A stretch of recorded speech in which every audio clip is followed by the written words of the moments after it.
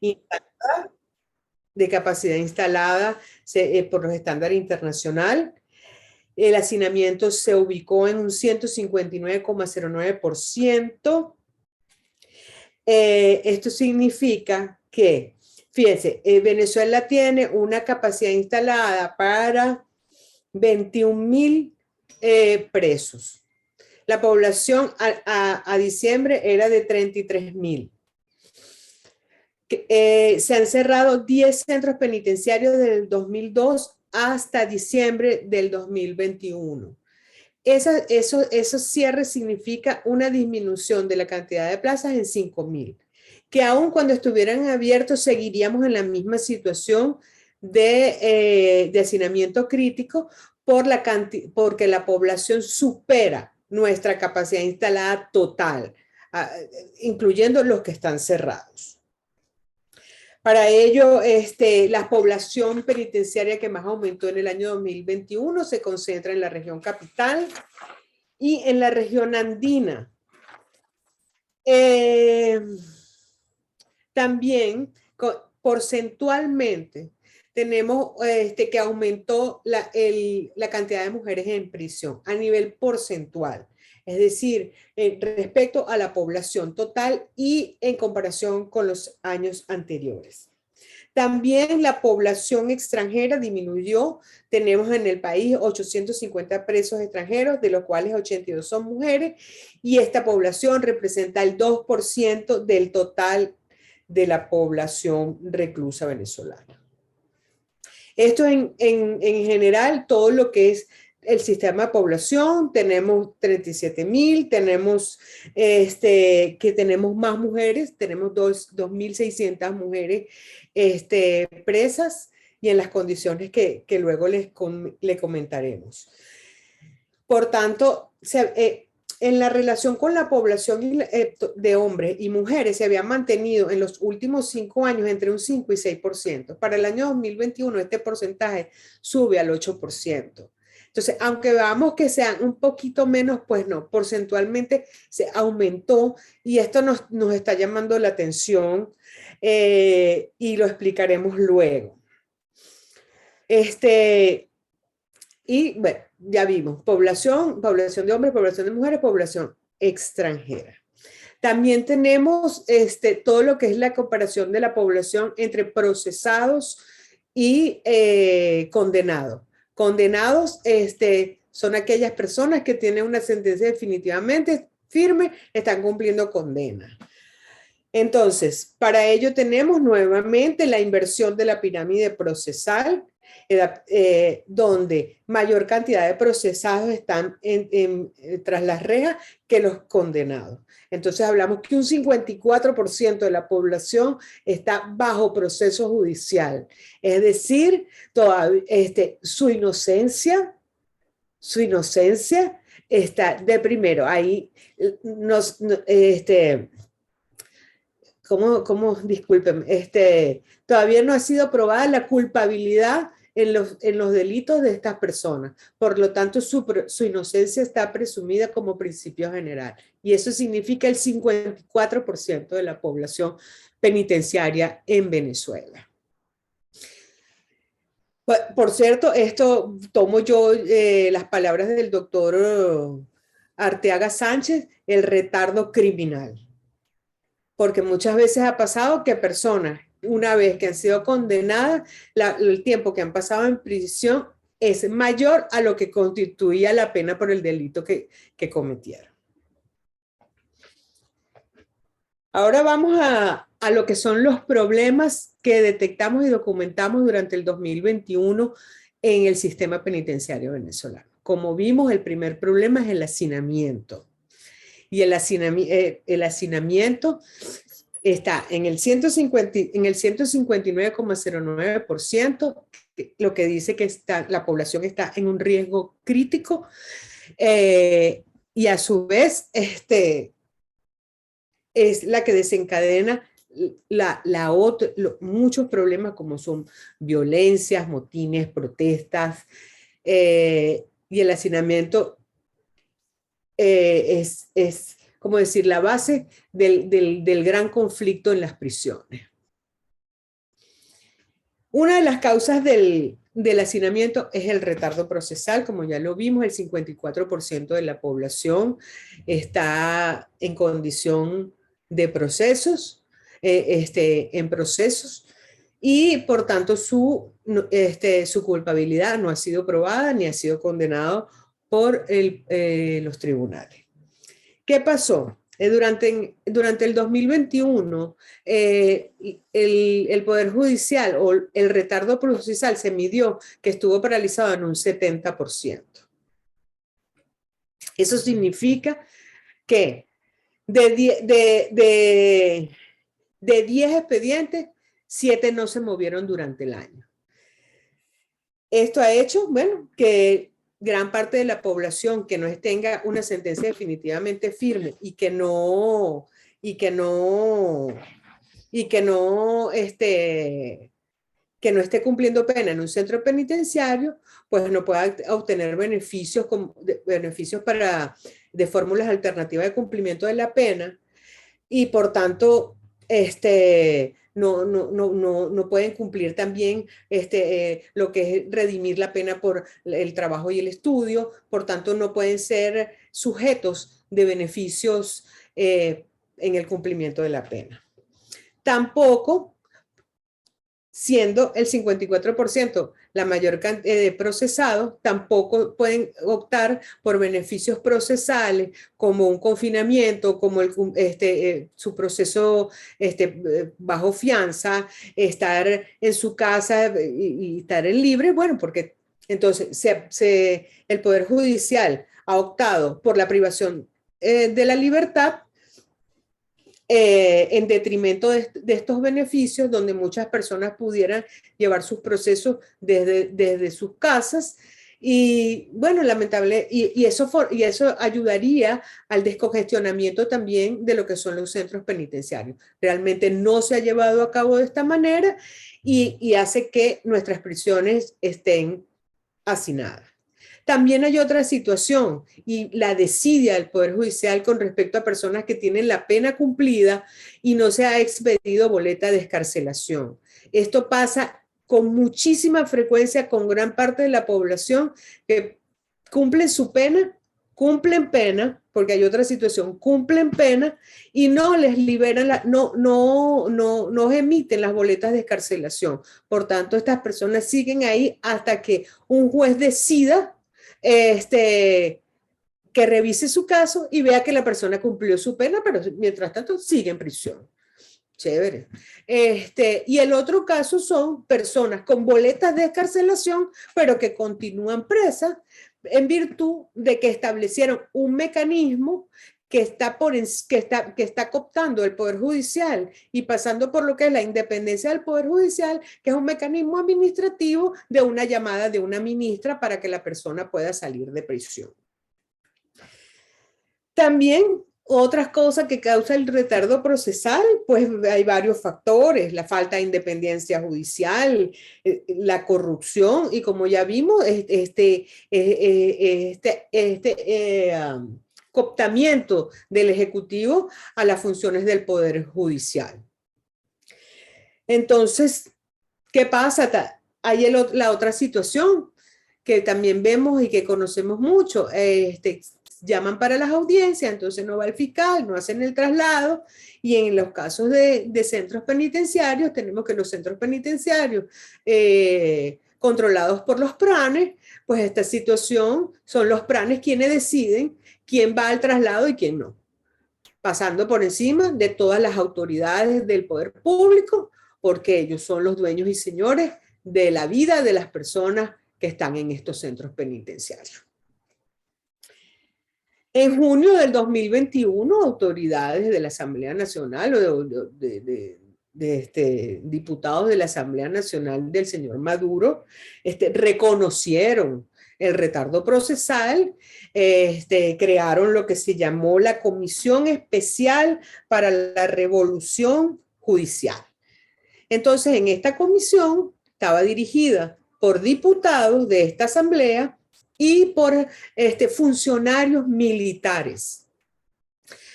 realmente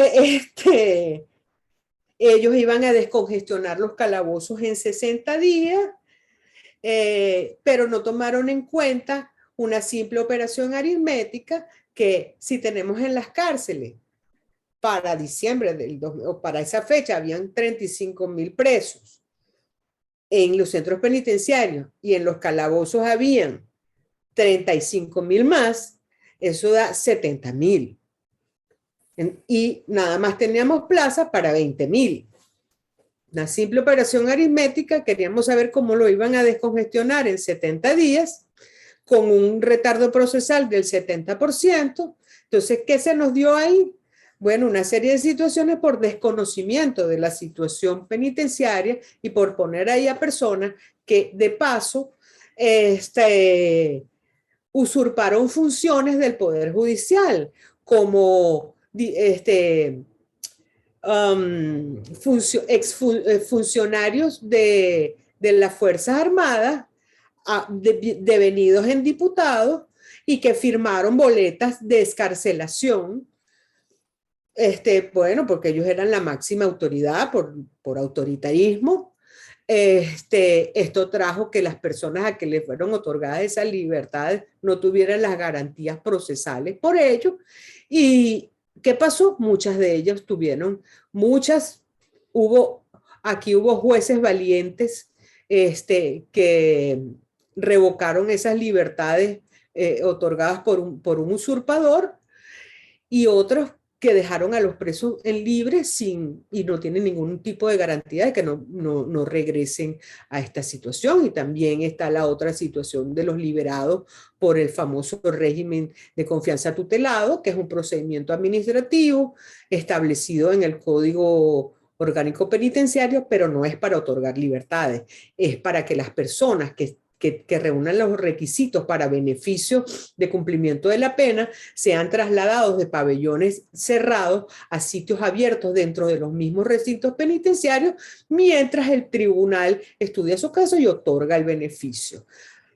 Sin embargo, bueno, el Poder Judicial con un acta administrativa libera a estas personas y estas personas quedan en el limbo. ¿Y qué es lo que ha pasado? Que si esas personas son en una redada o en una identificación en un autobús que la bajan las autoridades, pues van a ver que esas personas es una persona que tenía que estar detenida y tiene que estar detenida en un determinado centro penitenciario, pues ya el funcionario policial lo vuelve a agarrar y lo manda para su centro penitenciario, porque no son libertades. Entonces, todas estas cosas suceden en nuestra Venezuela, bueno, por el mismo autoritarismo y por querer desconocer los otros poderes públicos del Estado. Entonces, bueno, ya hablamos que esa comisión, pues lamentablemente no hicieron nada. Entonces, fíjense, esta comisión dijo que el 1 de julio ellos habían otorgado 3.466 libertades. Nosotros hicimos la tarea de hacer un monitoreo desde el 1 de julio, que fue la fecha que ellos dieron, hasta el 28 de septiembre. Hicimos la tarea de monitorear cuántas libertades dieron. Bueno, de ese 1 de julio, ya tenemos los 3.400 que ellos habían otorgado. Pero del 1 de julio al 28 de septiembre, nosotros contabilizamos 3.660 libertades. Es decir, que en ese periodo fueron otorgadas 7.126 libertades. Unas por jueces, otras por estos señores que se usurparon la función de jueces, y se conoce el paradero de estas personas. No se sabe si fueron otorgados beneficios, si fueron libertades, quién lo hizo, no se sabe. O sea, se dieron 7.000 y bueno, esas personas quedaron ahí. Sin embargo, aún con estas 7.000 libertades, seguimos con un hacinamiento del 158% de nuestras cárceles, 59%, y no se hizo nada. Siguen congestionados los calabozos policiales, siguen congestionados los centros penitenciarios. Lamentablemente, fue puro bluff. no hicieron nada porque no saben nada, o se hicieron los que no hicieron nada, sino pura propaganda mediática y manipulación de la población penitenciaria y de sus familiares, siendo personas de extractos muy humildes y quienes creyeron que sus hijos iban, sus familiares iban a salir en libertad, y fue mentira. Fue una mentira más de esta gente y que se ha burlado de toda esta población. Ahora, la otra situación que es la situación de salud en los centros penitenciarios. En nuestras cárceles, lamentablemente, no hay médicos, se le niega el acceso a la atención médica a los presos, a los tratamientos, hay malas condiciones de salubridad e higiene, eh, entonces eso empeora condiciones de salud, y lo que presentan nuestros presos, que son la condición de desnutrición. Nuestros presos están todos desnutridos. Unos presentan ya signos de desnutrición severa, que son los que están muy malitos, personas o hombres y mujeres adultas que pesan menos de 45 kilos y que están presos en nuestras cárceles, y lo que hacen es aislarlos en unos sitios y los meten y los amontonan a todos en unas celdas, y realmente, bueno, entonces ahora hay el sector de los desnutridos y hay el sector de los tuberculosis, y entonces también hay otro sector de los desnutridos con tuberculosis que ya están condenados a muerte. Como ya varias veces ya le hemos dicho, la tuberculosis es una enfermedad típica de los centros penitenciarios, igual que de los centros hospitalarios. Las personas que están en estos centros cerrados, es típica, valga la redundancia, la tuberculosis. Por ello, ¿qué debería hacer cuando autoridades responden a esta situación? Pues en las cárceles deberían existir todos los protocolos para la detección de la tuberculosis, así como el acceso al tratamiento, que es monopolio del Estado a través del Servicio Integral contra las Enfermedades Respiratorias y la Tuberculosis. Bueno, están viendo imágenes de cómo están nuestros presos y cómo han fallecido en nuestras cárceles y las condiciones en que han fallecido. Esta es la situación, esta es la realidad que quieren esconder, y que lo que está viviendo en las cárceles venezolanas. También tenemos enfermedades, aparte de la tuberculosis, la hepatitis, paludismo, enfermedades gastrointestinales, enfermedades cardiovasculares, pero que por la condición de desnutrición, muchas de estas enfermedades que no tienen por qué llevar a la muerte, están llevando a la muerte a nuestros detenidos y a nuestros presos, por cosas que con un tratamiento hasta no es ni siquiera costoso, es de fácil acceso para todos, estas personas pudieran sobrevivir. Pero no sucede en Venezuela, lamentablemente es una condena a muerte de hecho, fáctica, y es nuestra realidad. También debo decir que, como siempre preguntan por los presos políticos, pues los presos políticos que están en las cárceles con los presos sociales, pues también están en las mismas condiciones. Si sus familiares no le pueden llevar la comida, pues pasan hambre. Tienen el problema de acceso también al agua. Esto está para todos. Esto no es que unos se salvan y otros no. No, aquí todos están en la misma condición, y lo que lamentamos es que los presos políticos no tienen por qué estar presos, porque al ser presos políticos están presos por su forma de pensar, porque tienen un pensamiento distinto, y eso no debería existir en ningún país democrático, y donde se respeten las libertades. Entonces, por tanto, realmente es algo a tomar en cuenta, y que también tenemos que estar todos pendientes, de toda la población penitenciaria, pero realmente personas que estén presas por pensar diferente ya es una aberración, y es algo que no se debe permitir en ningún estado democrático. Vemos entonces ya toda la situación de salud, lo hemos hablado, vamos al caso de la alimentación en el 2021, también como siguió en el contexto pandemia, con 7 días que se trabaja, en 7 días había COVID, una semana había COVID y otra semana no había la COVID.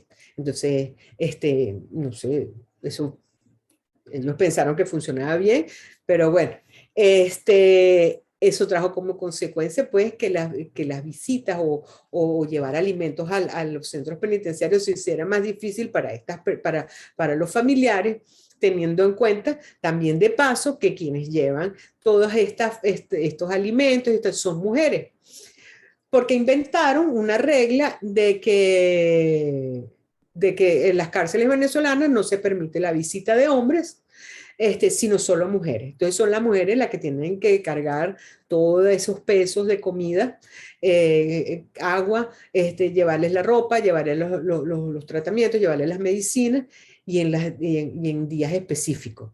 También sin contar que entonces muchas veces los días que ya estaba planificada la visita, entonces deciden que suspenden la visita sin aviso y sin protesto, y estas mujeres tienen que devolverse con todo eso.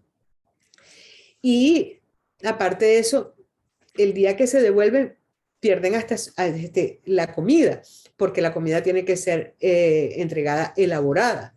Y por tanto, si pasaste 4 horas en la cola y te dijeron que había sido suspendida la visita, entonces te devuelves con la comida, esa comida tienes que desecharla porque ya se dañó. Algo, si los presos, bueno, tienen que ver cómo guardan esas comidas, porque tampoco es que duran tantos días como hasta la próxima visita, y bueno, ellos, porque son comidas elaboradas. Entonces sabemos que nuestros centros penitenciarios, la gran mayoría, están en sitios donde las temperaturas ambientes son altas, y con el hacinamiento aquella temperatura sube más, entonces las comidas se descomponen muy rápido. Otra cuestión que porque no hay sistema de refrigeración, no hay sistema de manipulación de alimentos, sino aquello, bueno, lo que a estas familias a las que les cuesta muchísimo el acceso a alimentos, entonces que tienen que llevar un mercado para su casa, más el mercado que le tienen que llevar al ser querido, porque se desconoce cuánto es la partida presupuestaria para el Ministerio de Servicios Penitenciarios en alimentos, pues todo se mantiene opaco. No sabemos cuánto es pero sí sabemos que existe el dinero y que llega, pero ¿cuál es la denuncia? Y que la hemos documentado. Bueno, que la comida que reparte el Ministerio de Servicios Penitenciarios se lo quedan ciertos presos, pranes y personal. Entonces, el preso que no tiene privilegio no come. Cuando ese dinero de ese presupuesto sale del bolsillo de todos los venezolanos. Entonces, se lo quedan 4 o 5 personas. Eso también causa la condición de desnutrición a nuestros presos y a aquellos presos que no tienen familia cerca o que se les hace muy difícil que ya una mamá, una esposa, una hermana, una prima pueda ir a llevarles comida, pues simple y llanamente no comen, como hemos documentado, presos que comen de los desechos de los demás. Tenemos presos que fallecieron porque tenían 3 meses comiendo conchas de mango y conchas de cambur de los desechos de los otros reclusos. Y tenemos en la foto una comida de un centro penitenciario, que es lo que comen una sola vez al día. Vemos ahí un bollito de harina con el agua en que lo cocinaron y bueno, eso es lo que comen. Ahora vamos con toda la condición, la cantidad de fallecidos. Vamos a darle un chancecito aquí a las chicas que las tengo locas. Los fallecidos en las prisiones venezolanas, tenemos que en prisión murieron 126 personas privadas de libertad en el año 2021. Bajó en 43% respecto al año 2020, que murieron 292, y de estos 126, 90 fallecieron por situaciones de salud. En los calabozos policiales fallecieron 106 detenidos, de los cuales 68 mueren por situaciones de salud. Seguimos con la situación de hechos violentos. Aquí vemos heridos, como 90 heridos en el año 2021. Y bueno, aquí vemos el cuadro comparativo desde el año 2017 al 2018 de la situación penitenciaria. También debemos ver cómo está la cantidad de fallecidos por estados. Entonces, tenemos que el estado que presenta mayor cantidad de fallecidos a nivel penitenciario es el estado Lara. En el estado Lara existen dos grandes centros penitenciarios, uno es el Fénix Lara y el otro es el David Viloria o también llamado Uribana.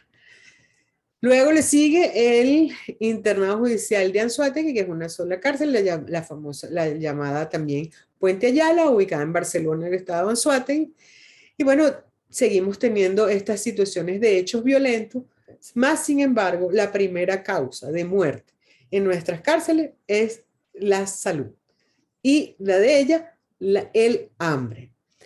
Es lo mismo, todas las protestas que se llevaron a cabo durante el año 2021, la causa de estas protestas fue el hambre. No llega comida a nuestros centros penitenciarios. Los presos, todas las protestas se inician por hambre. Y en muchos calabozos policiales también estaban protestando porque hay una cantidad de enfermos en estos centros que no hay manera de tenerlos alejados porque son tan pequeños, son estructuras tan pequeñas que realmente no caben en esos centros. Estamos hablando que los calabozos policiales en promedio tienen una capacidad instalada en promedio para 50 personas y nos conseguimos en cada uno de ellos entre 100 y 200 personas. Hace poco se registró la situación en unos calabozos de la Policía Nacional Bolivariana en Carabobo y dimos cuenta de que en una instalación para 40 personas habían 251 presos. Eso es el rango nacional. Así está pasando en todos.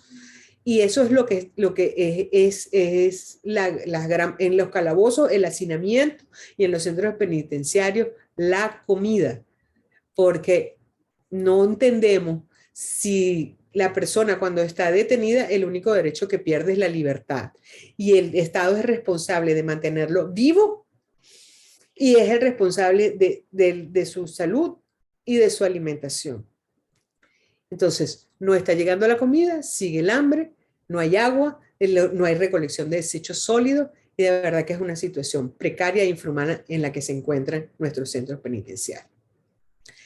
También debemos dar cuenta de que Venezuela es el país que tiene 7 cárceles con medidas, no, vamos hacia las medidas a las medidas provisionales. Tiene 9 cárceles con medidas provisionales de protección dictadas por la Corte Interamericana de Derechos Humanos. El Observatorio Venezolano de Prisiones lleva 7 de estas medidas y las documenta constantemente todos los hechos que allí suceden.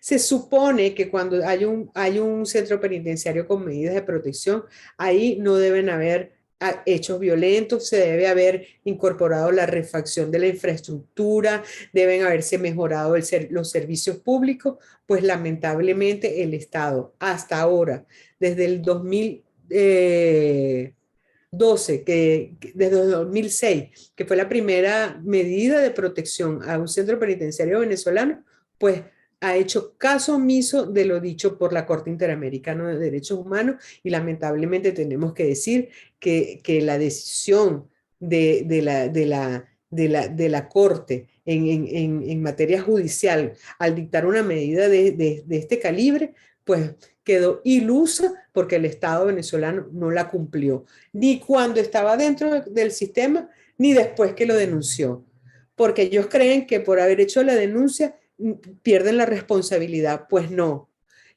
Todos los hechos sucedidos antes de la denuncia de la Convención Interamericana, el Estado sigue con su responsabilidad. Por tanto, todos los penales ellos siguen siendo responsables del cumplimiento de las medidas. Y vemos cómo han ido, lo vemos en el gráfico, cómo han ido la capacidad instalada, cómo ha ido disminuyendo la capacidad instalada de estos centros penitenciarios, porque muchos han sido cerrados. Centros penitenciarios con medida, muchos han sido cerrados y entonces ellos han ido disminuyendo la capacidad. Sin embargo, siguen sucediendo hechos violentos, muertes, heridos, motines, fugas en estos centros, por tanto queda ilusorio.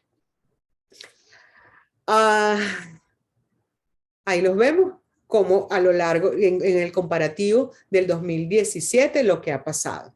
Claro, vimos que en el 2020 hubo 58 muertos, y en el 2021 hemos reportado 31 muertos en estos centros penitenciarios con medidas provisionales de protección dictadas por la Corte Interamericana de Derechos Humanos.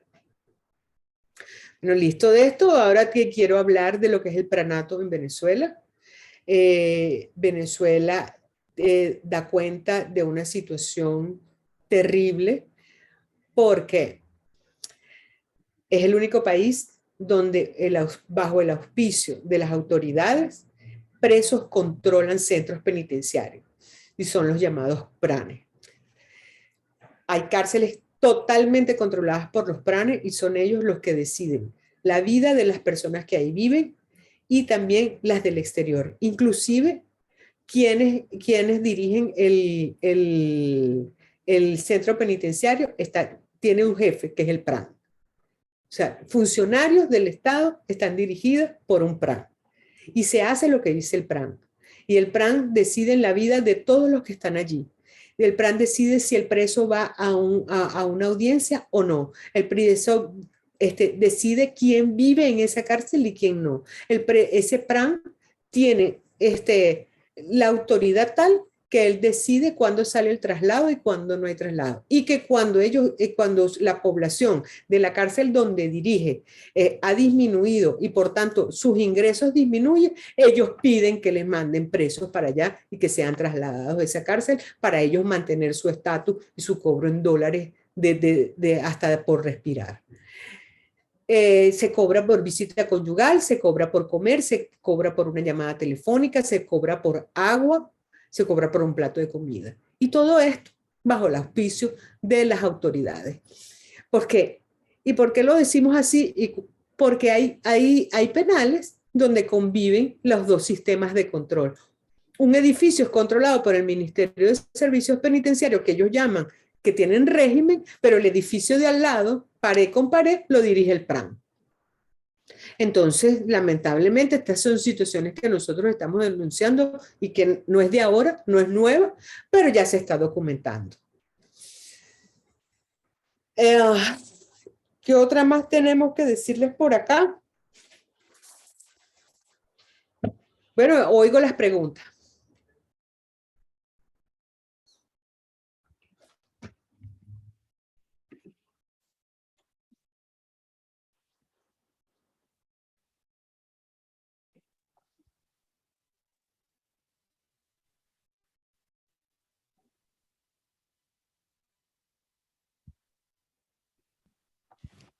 Sí, buenas tardes.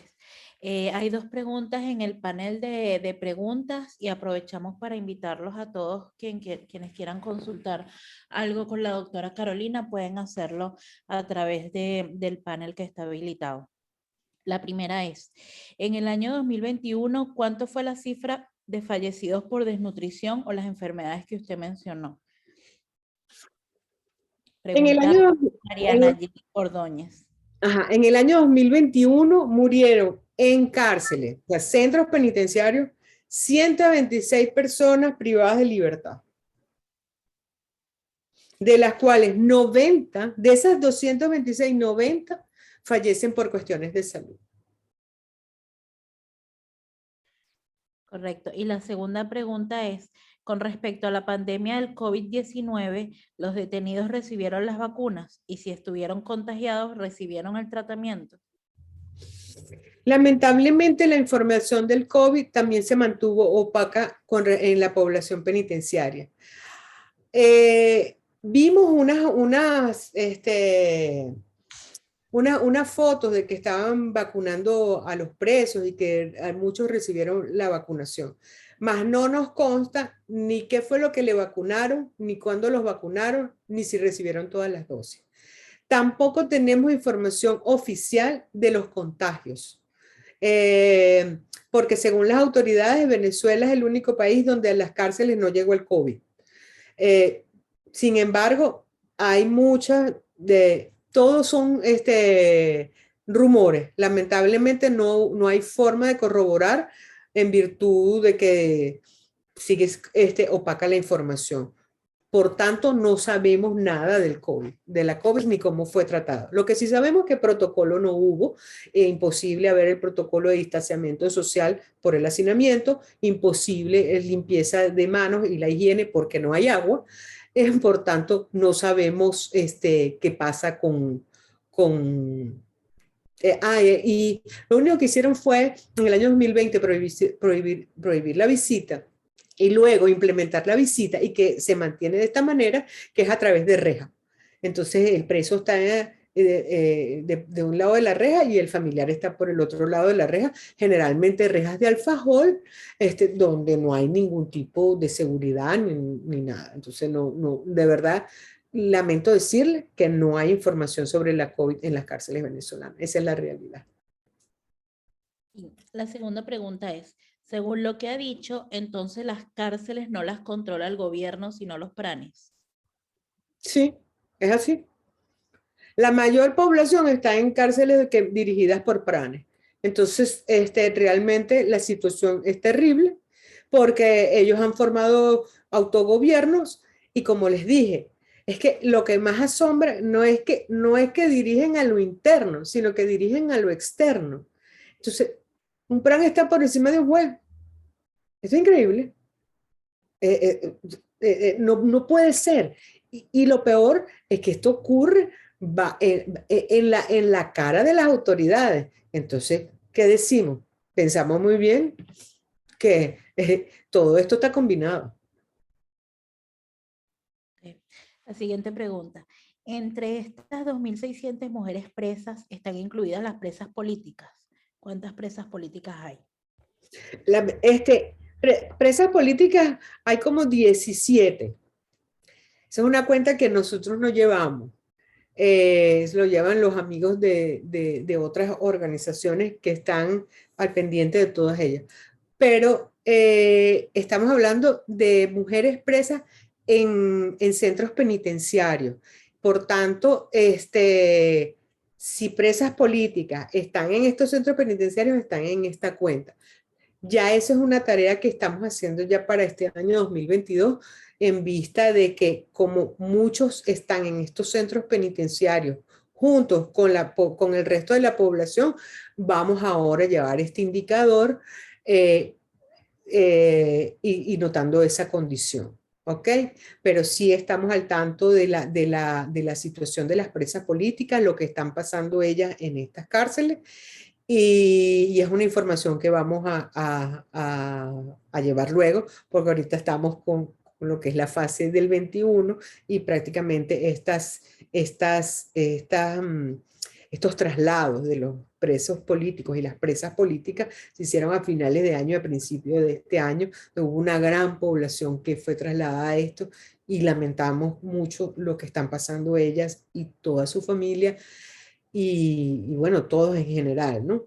Pero nos duele mucho personas que están presas por pensar diferente. Esto no debe existir.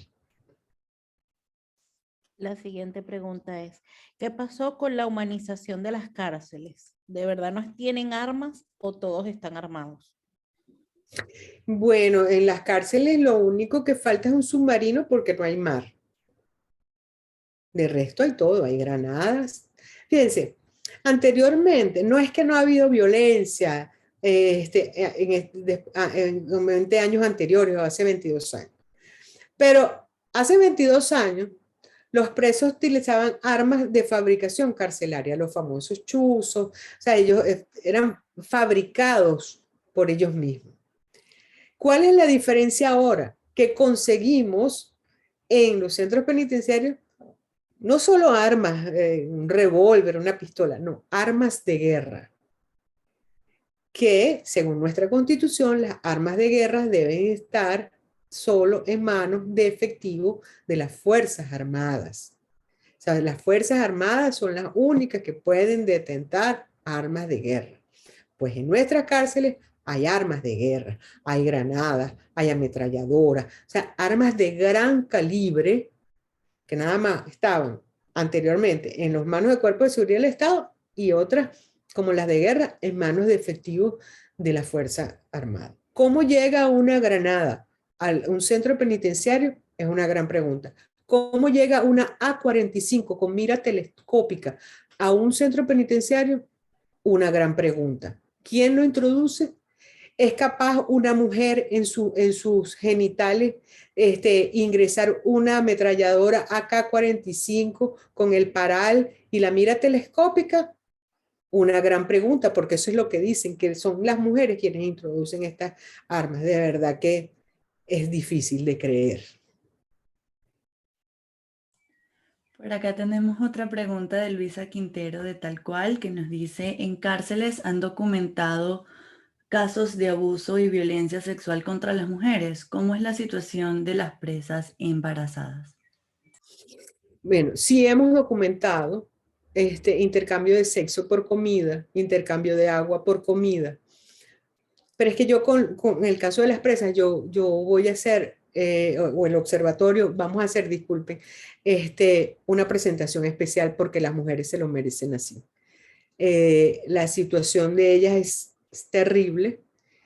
Además de eso, de que presentan una situación de mucho miedo, porque hay casos donde, fíjense, Venezuela nada más tiene una sola cárcel de mujeres, que es la cárcel del INOF, que es el Instituto Nacional de Orientación Femenina, ubicada en Los Teques, Estado Miranda. De resto son anexos femeninos que están adjuntos, anexos a los centros penitenciarios de los hombres, sin instalaciones adecuadas, donde no hay agua por la higiene, donde no hay. Entonces, en estas condiciones hay mujeres embarazadas y nacen bebés en cárcel. Entonces, ahí hay insalubridad, no hay condiciones de higiene para una parturienta, no hay acceso a médicos, no tienen el control prenatal, no hay control postnatal, no hay control pediátrico para los niños, no hay comida para los niños. Y la situación sigue siendo terrible y realmente no son condiciones adecuadas para que permanezca una mujer allí, conociendo nuestras condiciones especiales de menstruación, de embarazo y de otras condiciones que tenemos como mujeres y que necesitamos espacios y condiciones adecuadas para ello. Otra de las preguntas es referente a las muertes en las cárceles de Venezuela y nos dice, ¿por qué Lara se ubica en el primer lugar de fallecidos? ¿Cuál causa tuvo mayor incidencia, salud o hambre? Miren, Lara tiene dos grandes centros penitenciarios que están hacinados, de ahí alrededor de 5.000 presos entre las dos. Entonces tenemos a Fénix Lara y a David Viloria o Uribana. Entonces tenemos allí y tenemos presos que la familia vive muy lejos. Porque ahí hay presos de Bolívar, presos del Táchira, presos de Yaracuy. Bueno, está cerca de Yaracuy, pero el problema de movilidad. Hay presos de todas partes de Venezuela. Y lamentablemente, el problema de movilidad, que los familiares no pueden llevar la comida, no llega la comida allí, no hay ese acceso para medicina y realmente es que ese es el grave problema. Entonces, no sabemos o nos imaginamos el esfuerzo que tiene que hacer una familia muy humilde y con muy difícil acceso a alimentos para hacer dos mercados, porque tienen que hacer el mercado de su casa y tienen que hacer el mercado para su ser querido, sin contar todo lo que tienen que pagar o dar el dinero que tienen que pagar en estos centros penitenciarios por la vida de su ser querido. Entonces no es solo comida, es que tienen que pagarle al PRAN, tienen que pagarle al custodio, y que tienen que dejarle platica a la persona que está detenida para que pueda hacer una llamada. O sea, es el agua, son condiciones terribles. Y sí, la misma condición, o sea, la desnutrición, el hambre es la mayor causa de muerte en esta situación.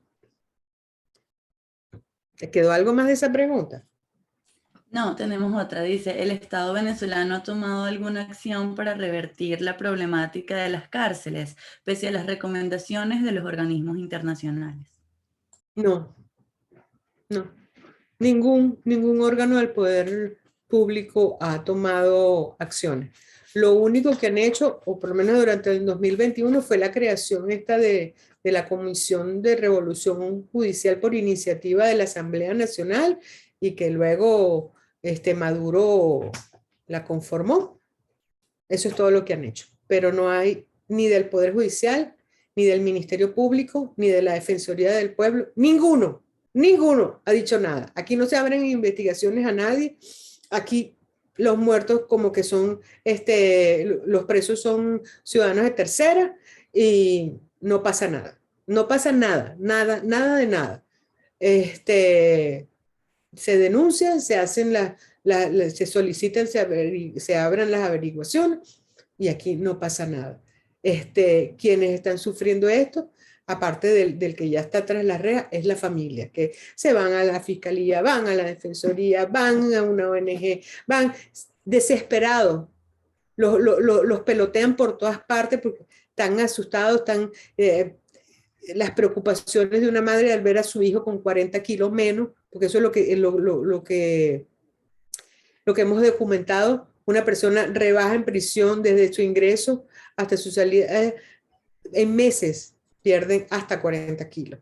Entonces, la desesperación de una madre al ver a un hijo, a un ser querido, a un familiar, de ver a tu hijo así, pues mira, esa es otra violencia que sufre todos estos familiares y a los que nosotros le rendimos un reconocimiento en OVP porque se mueven y son las que corren, van al tribunal, van a la fiscal, hablan con el defensor público, venden todos sus enseres por pagar un abogado, por mandar el dinero a la cárcel. De verdad que es terrible de verdad tener un familiar preso en Venezuela. En el orden de lo que está diciendo, doctora, nos llega esta pregunta que dice, ¿mata más el hambre que la violencia en las cárceles de Venezuela? Sí, sí, sí, sí, lamentablemente es así. En las cárceles no debería morir nadie, porque se supone que cuando una persona está presa, está bajo la custodia y responsabilidad del Estado. Y es el Estado quien debe suministrar todo lo que esa persona necesita durante su vida en prisión. Lamentablemente no ocurre. El Estado ha dejado de cumplir con su obligación. Por tanto, imposible que en Venezuela se cumpla la finalidad de la pena, que es la reinserción a la sociedad de una manera positiva para hacer cambios al entorno. Y las personas están allí con 24 horas en ocio, sin ocuparse y viviendo en condiciones infrahumanas. Otra de las preguntas es, ¿cuáles serían las soluciones básicas para que los presos tengan en el menor tiempo el proceso judicial correspondiente? Bueno, ahí confluyen varios factores. El Poder Judicial debe hacer su trabajo, los fiscales deben hacer su trabajo. Entonces, una vez cuando tienes que te llega un caso con un detenido, eso tiene que tramitarse con la celeridad del caso porque estamos hablando de la vida de una persona y la libertad de una persona. Lamentablemente no entendemos qué pasó en nuestros tribunales. Yo soy una persona que estuve muchos años en el Poder Judicial y en lo que llamaban la Cuarta República y realmente se actuaba con esa celeridad. No quiero decir que en aquel momento no hubiera retardo procesal porque sí lo había, pero también tenemos que ver que en Venezuela tienen que crear más tribunales y los tribunales tienen que estar cercanos a los centros penitenciarios. Esa es otra situación. Yo no puedo estar trasladando a los presos lejos del lugar donde está su juicio, porque eso crea también retardo procesal, y más en la condición que está Venezuela, con el problema de gasolina, el problema de movilidad, el problema de transporte. Entonces, si yo acerco al juez más hacia el centro penitenciario, pues evidentemente pudiera yo tener mejor manejo de esa situación. También tienen que haber más funcionarios judiciales y que se cubra el total de la población, porque aquí voy a hablar de lo interno del Poder Judicial. ¿Cómo pretenden que un juez o un fiscal conozca de 15.000 casos? Eso es imposible. Eso tiene que diversificarse, tiene que ampliarse todo el sistema judicial, pero eso ya viene eso significa una reforma total del Poder Judicial, empezando por la estructura de todo esto, que se respete la autonomía y la independencia de los jueces, y realmente con jueces que hayan estudiado, con jueces que cumplan con los requisitos que exige la ley para ser jueces, y no personas que acaban de graduarse, las ponen como jueces provisorios, y lamentablemente estas personas son manejadas por los altos hilos del Poder Judicial y son los que le dicen, le dictan la sentencia. Porque los jueces autónomos e independientes son incómodos para este tipo de autoridades del Poder Judicial. Eso es lo que ha pasado también en el Poder Judicial. Eso es una de las causas. También la falta de defensa pública. Los fiscales están en la misma situación, con fiscales atiborrados de casos. Y bueno, y también pasa lo mismo. Es que el problema es el sistema completo. Y el sistema tiene que atacarse de todos los puntos de vista. Y aparte de eso, tiene que funcionar bien. O sea, las cosas hay que hacerlas bien. Y atacar el problema en sus raíces profundas. Y entonces tenemos que fijarnos metas a corto, mediano y largo plazo. Y son muchos factores lo que... Uno, hacinamiento. ¿Cómo quito el hacinamiento? Reviso procesos judiciales. Mejoro las infraestructuras. A medida que va creciendo la población, hay que hacer construcciones de cárceles, hospitales y escuelas. Eso es así en todas partes del mundo y eso se planifica según va creciendo la población. Nuestras cárceles tienen 40 años. Entonces, era para la población de hace 40 años. Entonces, no hubo, o sea, según el crecimiento poblacional, tenemos que ir incrementando centros de salud, escuelas, hospitales, y ahí van las cárceles también. Entonces, todo eso, ¿para qué? Para que tengan un sistema penitenciario sano. Tengo que formar personal para trabajar con presos. O sea, yo no puedo poner policías y guardias nacionales a cuidar presos porque ellos no están preparados para ello. Estos están preparados para seguridad ciudadana y para seguridad del país. Entonces, no. Tiene que haber personal debidamente formado y adecuado para tratar y trabajar con la población penitenciaria. Eso forma parte también de lo que es una de las recomendaciones. Entonces, son cosas que hay que hacer. Ya nosotros hicimos el portafolio de propuestas penitenciarias en 2016, se les hizo, está también en nuestra página, la pueden revisar, está en la biblioteca de nuestra página web, las propuestas que hemos y que siguen vigentes. Y otra cosa que tenemos también, podemos ver las reglas Mandela, que es un catálogo de principios generales que se tienen que cumplir en un sistema penitenciario para el respeto de los derechos humanos de las personas privadas de libertad. También están recomendaciones de sentencias de la Corte Interamericana de Derechos Humanos, como en el caso de Retén de Katia, y también están las reglas de las Américas para el tratado de los reclusos, están las reglas de Beijing para los adolescentes, están las reglas de Bangkok para las mujeres. Entonces, todo esto está normado, ya todo esto está escrito. Entonces, lo que tenemos que hacer, vamos a cumplirlo. Lamentablemente, yo no puedo dar buenas noticias cuando en nuestro país ni siquiera se cumple con lo elemental que es alimentación y agua. Entonces, ¿qué nos está pasando? Entonces, necesitamos voluntad política, personas que estén preparadas para enfrentar este problema para poder tener una solución en Venezuela con respecto a la situación penitenciaria. Aquí nos llega una denuncia también en forma de pregunta. Nos dice, en estos días unas privadas de libertad fueron trasladadas desde Oriente hasta el Instituto de Orientación Femenina INOF en un bus que pagaron sus familiares. Les compraron los uniformes y además montaron pasajeros particulares para el chofer rebuscarse con más efectivo. ¿Quién determina los tratados de los reos y en qué condiciones? ¿De qué depende esos traslados? ¿Cuál es la realidad? Bueno, se supone que si una persona está en un proceso judicial, como es el caso de 54% de nuestra población penitenciaria, pues esas personas tienen que ser trasladadas a las audiencias cuando sean llamadas por el juez para ser oídos, en todos los actos procesales. Entonces, ¿cómo es el procedimiento? Como dice la ley. El juez emite la boleta para el traslado al tribunal de la persona.